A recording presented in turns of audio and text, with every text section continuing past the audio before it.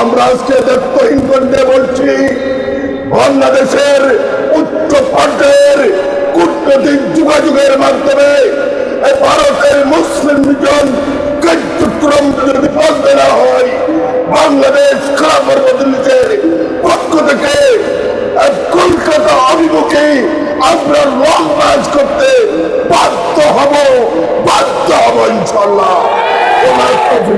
আলহামদুলিল্লাহ। সংগ্রামী উপস্থিতি, আজকের এই অনুষ্ঠানের সভাপতি, বাংলাদেশ খেলাফত মজলিসের কেন্দ্রীয় মহাসচিব এবং অন্যান্য কেন্দ্রীয় নেতৃবৃন্দ, মিডিয়া কর্মী ভাইরা, গোয়েন্দার বন্ধুগণ, আসসালামু আলাইকুম। আপনারা জানেন, কালামে পাকের সাথে হচ্ছে ইন্নামাল মুসলিমুনা ইখওয়া, পৃথিবীর সমস্ত মুসলমান একে অপরের ভাই।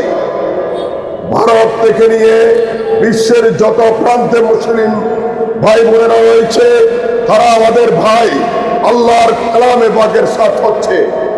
অতি সম্প্রতি গত সপ্তাহে ভারতের পশ্চিমবঙ্গে যে নির্বাচন হয়েছে, নির্বাচনে বিজেপি বিজয়ের পর তারা স্পষ্ট মুসলমানদেরকে ভারতে থাকতে না দেওয়ার ঘোষণা করে তারা জাতিসংঘের আন্ডারে মানবাধিকার লঙ্ঘন করেছে।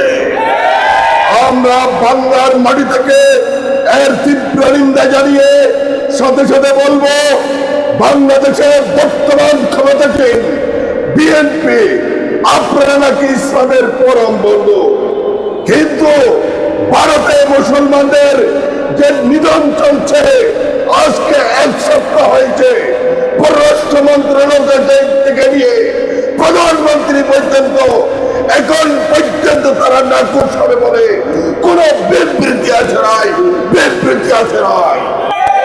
আমরা আজকে দায়িত্বহীন কণ্ঠে বলছি, বাংলাদেশের উচ্চ পর্যায়ের কূটনৈতিক যোগাযোগের মাধ্যমে ভারতের মুসলিম লীগ কার্যক্রম যদি বন্ধ না হয়, বাংলাদেশ খেলাফত মজলিসের পক্ষ থেকে কলকাতা অভিমুখে আমরা লং মার্চ করতে বাধ্য হব ইনশাআল্লাহ।